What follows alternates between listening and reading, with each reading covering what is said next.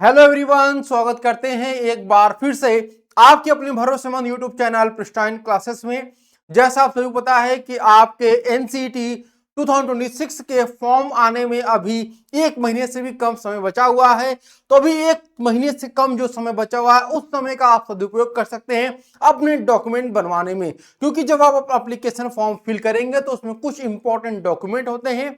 उन डॉक्यूमेंट के बिना आप अपने फॉर्म को फिल नहीं कर सकते। अगर वो डॉक्यूमेंट नहीं होता है, फिल भी कर लेते हैं तो आपका फॉर्म रिजेक्ट होने का जो खतरा है वो बना रहता है। तो कौन कौन से फॉर्म हैं जो जरूरी डॉक्यूमेंट हैं जो आपको बनवा लेना चाहिए समय रहते हुए, वो आज हम लोग इस वीडियो में चर्चा करेंगे।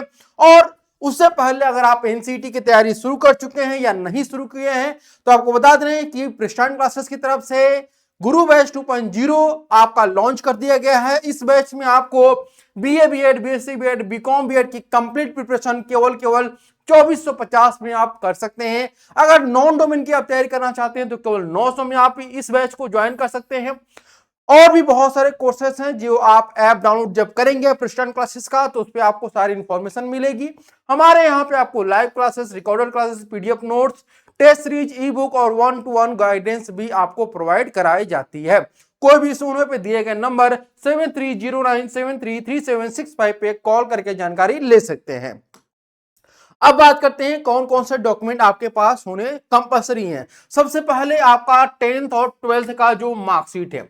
अब पहला प्रश्न ये आता है कि जब आप लोग डॉक्यूमेंट, ये जो आपके क्लास 10th और 12th के जो डॉक्यूमेंट हैं, जब आप लोग फॉर्म को फिलअप करेंगे तो फॉर्म फिलअप करते टाइम क्या ये जो आपके 10th और 12th हैं ये अपलोड करने होंगे? तो आपको ये डॉक्यूमेंट जो है वो अपलोड नहीं करने होते हैं, बल्कि इनका जो डिटेल्स है वो आपको देना होता है। ये बात ध्यान रखिएगा, आपको डिटेल्स देना होता है, न कि आपको इसको अपलोड करना होता है। तो पहली बात तो आपको क्लास 10th और 12th का मार्कशीट होना चाहिए।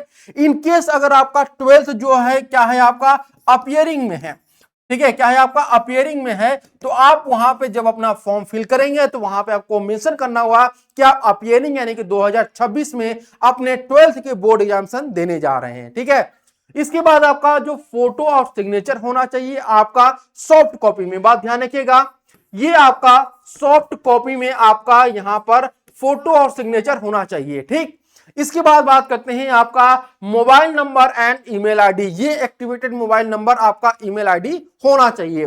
साथ में आपका आधार कार्ड, तो आधार कार्ड भी आपके पास होना कंपलसरी है। अगर नहीं बनवाया तो आप लोग जाकर के किसी भी आधार सेंटर से बनवा सकते हैं। यहां पर 2-3 चीजों के बारे में हम डिस्कशन विशेष करके करेंगे, खास करके एक आपका 10th का मार्कशीट को लेकर के और दूसरा आपके आधार कार्ड को लेकर के, क्योंकि अभी जो है एनटीए बहुत ही सख्त हो चुका है आपके 10th और आधार कार्ड को लेकर के। तो इनमें क्या क्या चीजें ये भी हम लोग यहां पर डिस्कस कर लेते हैं। एक बार दो चीजें हम यहाँ पे आपको डिस्कस बिल्कुल डिटेल में बताएंगे। एक है आपका आधार कार्ड, दूसरा आपका 10th का मार्कशीट। तो आप यहाँ पे ध्यान रखिएगा, आपका जो नेम है वही नेम आपका जो है आधार कार्ड का जो नेम है वही सेम आपके 10th में भी होना चाहिए।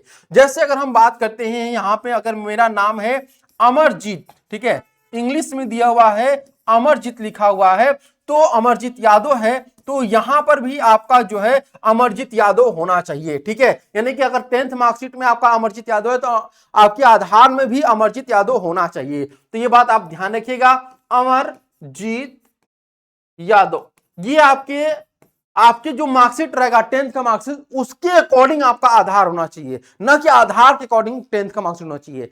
10th का मार्कशीट सर्वोपरि है, इसी के अकॉर्डिंग यानी कि 10th के मार्कशीट के अकॉर्डिंग ही अपने सारे डिटेल्स आपको फॉर्म में फिल करने हैं। इसीलिए आधार में जो भी संशोधन कराइएगा, जो भी करेक्शन कराइएगा वो 10th के मार्कशीट के अकॉर्डिंग आप लोग कराइएगा। आया बात समझ में? तो आपको पता होगा कि हिंदी और इंग्लिश दोनों में रहता है, तो दोनों में सेम होना चाहिए। अब ऐसा नहीं कि आपका 10th मार्कशीट में जो आपका अमरजीत यादव ऐसे लिखा हुआ है और आपके जो 12th का आपका आधार कार्ड है यहां पे जो जीत आपका लिखा हुआ है अमरजीत, वो कुछ इस प्रकार से हो जाएगा।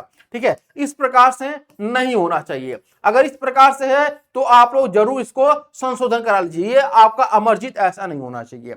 और टाइटल, अगर आपका 10th में टाइटल है तो 10th आधार कार्ड में भी आपका टाइटल होना चाहिए। अगर 10th में आपका टाइटल नहीं है, जैसे यादव मेरा है, यादव नहीं है, तो आपके आधार कार्ड में भी यादव नहीं होना चाहिए। आया बात समझ में?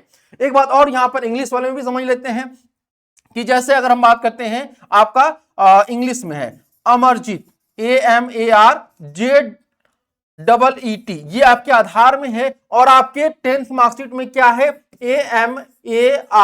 AMARJIT। तो यहां पर ध्यान रखिएगा कि ये आपका 10th का जो मार्कशीट है, एक ही इसी के अकॉर्डिंग आपको जो है यहां पर संशोधन कराना है आधार कार्ड में। यानी यहां पर जो आपका नाम होना चाहिए अमरजीत, वो क्या होना चाहिए, आई होना चाहिए, ना कि डबल ई होना चाहिए। आया बात समझ में यहां तक? तो 10th के अकॉर्डिंग आपको सब कुछ कराना है। फादर में भी सेम है, हिंदी इंग्लिश दोनों में होता है, तो सेम यही आपको ध्यान रखना है कि आपके फादर के नेम में भी आपका 10th का जो मार्कशीट है उसी के अकॉर्डिंग आपका होना चाहिए। ठीक है, इसके बाद आपका आता है डीओबी, डेट ऑफ बर्थ जो होता है वह आपके 10th के अकॉर्डिंग होना चाहिए। मान लीजिए यहां पे आपका 10th में आपका जो डेट ऑफ बर्थ है वो 10/9/2004 है। ठीक है, लेकिन यहां पर आपका क्या हो गया डेट ऑफ बर्थ, यहां पे हो गया आपका 10/9/2003 हो गया।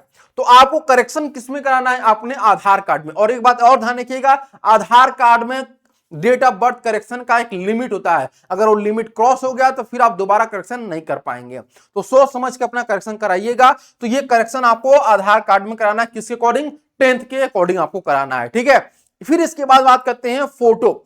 फोटो जो आपका 10th में रहता है, ठीक है, 10th में जो फोटो रहता है उसी के इर्द गिर्द आपका ये जो आधार कार्ड में फोटो है वो होना चाहिए, ये बोला गया है। और एक बात और ध्यान रखिएगा, जब आपका आधार कार्ड बना होगा, हो सकता है कि आप जो है 8 साल के रहे होंगे, ठीक है, 8 इयर्स के रहे होंगे, या फिर आपका 10 इयर्स के रहे होंगे, या फिर 12 ईयर के रहे होंगे। तो उस समय का और अभी जो आपकी एज होगी वो कितनी होगी, नियर अबाउट आपका कुछ नहीं तो आपका 16 ईयर तो होगा ही होगा। 16 ईयर होगा, या 17 साल का होंगे, या फिर 18 साल के होंगे। 16 या 17 साल के लगभग आप रहेंगे। आपका 6 साल का गैप आपको यहां पर दिखाई दे रहा है। तो उसके लिए आपको क्या करना है कि अपने आधार कार्ड में अपना जो फोटो है उसको चेंज कराइएगा, ताकि कुछ ना कुछ चीजें जो है आपके रिसेंट टाइम का जो आपका 10th आपने पास किया हुआ है, जैसे 2026 इस समय चल रहा है, तो आपने कब पास किया होगा, 2024 में पास किया होगा। तो लगभग 2024 और 2026 में बहुत ज्यादा आपके चेहरे में अंतर नहीं आता है, इसलिए आप लोग जो चेंज कराइएगा आधार कार्ड में फोटो में चेंज जरूर कराइएगा। आया बात समझ में, यहां तक क्लियर है सभी को? अब आगे बढ़ते हैं हम लोग। ठीक है, बिल्कुल डिटेल में बता रहा हूं, ऐसा डिटेलिंग आपको कहीं भी देखने को नहीं मिलेगा। एक बात और ध्यान रखिएगा, आधार कार्ड में अगर हम बात करते हैं तो आधार कार्ड में एक होता है एड्रेस। तो इस बार से एनटीए ने बोला है कि पहले जब आपका फॉर्म भराता था एनसीटी का, तो उसमें आपको बोला जाता था कि आप अपना जो सेंटर है, एग्जाम सेंटर, ठीक है, एग्जाम जो सेंटर होता है इसको क्या करना होता है, चूज करना होता है। 3 ऑप्शन आपके पास दिया जाता है, लेकिन इस साल से आपको एग्जामिनेशन सेंटर चूज करने का ऑप्शन नहीं मिलेगा। क्यों नहीं मिलेगा? क्योंकि एनटीए ने बोला है कि आपका जो आधार कार्ड में एड्रेस होगा उसी के अकॉर्डिंग आपका जो सेंटर है वह उसी के इर्द गिर्द आपको दिया जाएगा। आया बात समझ में? तो आप एक बात ध्यान रखिएगा, अगर करेंट टाइम में मान लीजिए कि आपका आधार कार्ड में जो एड्रेस है वह बहुत पहले आपका आधार कार्ड बना हुआ है और आप रहते थे यूपी में, ठीक है, लेकिन अब जो है आपके पिताजी का ट्रांसफर हो गया है और आप एमपी में होने लगे हैं, एमपी में है, तो अपने करेंट टाइम का जो आधार है उसको अपडेट करा लीजिएगा, ताकि आपको एमपी से यूपी एग्जामिनेशन देने न जाना पड़े। आया बात समझ में? ठीक है, अब इसके बाद आपका मोबाइल नंबर। मोबाइल नंबर आपका वही आपका होना चाहिए जो आपके आधार में लिंक हो। यानी आप ध्यान रखिएगा कि फिर से यहां पर आधार में आपका मोबाइल नंबर लिंक होना जरूरी है। ठीक है, इसका आपको क्या कराना है, मोबाइल नंबर से आपको लिंक कराना है। ठीक है, क्या कराना है, यहां पर आपको अपना मोबाइल नंबर यहां पर लिंक कराना है। ठीक है, और जब आप मोबाइल नंबर लिंक रहेगा तभी आप जब फॉर्म भरेंगे तो आपको ओटीपी आएगा। ठीक है, क्या आएगा, ओटीपी आएगा, और वो ओटीपी जो रहेगा वो उसी नंबर पे जाएगा जो आपके आधार कार्ड से लिंक होगा। है बात समझ में? तो आपका अगर फॉर्म भरना है तो ओटीपी आपके पास जाएगा और ओटीपी उसी पर जाएगा जिससे आधार नंबर आपका लिंक होगा। ठीक है, क्लियर बातें हो गई? तो ये बात आप ध्यान रखिएगा कि अपने आधार कार्ड में आपका मोबाइल नंबर होना चाहिए। आपका नहीं है तो अपने माता पिता का, अपने भैया बहन का, किसी का तो लिंक होना ही चाहिए उस आधार कार्ड में जो आपका आधार कार्ड, यानी आपके आधार कार्ड में, क्योंकि आप लोग अभी 18 साल के हो नहीं, तो हो सकता है आपके पास मोबाइल ना हो तो आपके किसी गार्जियन का नंबर उसमें अटैच होगा, या फिर आपके भैया बहन का किसी का भी अटैच होना जरूरी है। आया बात समझ में यहां तक। अब आगे बढ़ते हैं हम लोग यहां पर। इसके बाद जो है इनकम सर्टिफिकेट, ठीक है, क्या है आपका इनकम सर्टिफिकेट आपका पास होना चाहिए। एक बात और ध्यान रखिएगा कि पिछले कुछ समय से एनटीए जो है कभी ये मेंशन नहीं करता कितना पुराना होना चाहिए, लेकिन जब आप काउंसलिंग के टाइम जाएंगे तो वहां से आपसे बोला जाता है कि आपका जो है लगभग अप्रैल के बाद का, ठीक है, अप्रैल 2026 के बाद का आपका इनकम सर्टिफिकेट होना चाहिए, ठीक है, यानी कि ये एक साल के जो फाइनेंशियल ईयर होता है उसमें आपका जो है होना चाहिए। तो यहां पे बात ध्यान रखिएगा, अगर आपके पास पुराना इनकम सर्टिफिकेट है कोई भी, अगर आपने कोई इनकम सर्टिफिकेट बनवाया है कभी तो अभी तो मत बनवाइएगा, लेकिन अगर नहीं बनवाया है उस कंडीशन में आप जरूर एक बार अप्लाई कर दीजिए, ठीक है। अगर कोई पुराना है इनकम सर्टिफिकेट 1 साल 2 साल पहले का तो आपको बनवाने की आवश्यकता नहीं है, उससे आपका काम चल जाएगा। लेकिन जब आप काउंसलिंग में जाएंगे तब वहां पे आपको अप्रैल के बाद जो है अपना एक इनकम सर्टिफिकेट बनवाना होगा। सेम यहां पे कास्ट सर्टिफिकेट के बारे में भी बोला गया है।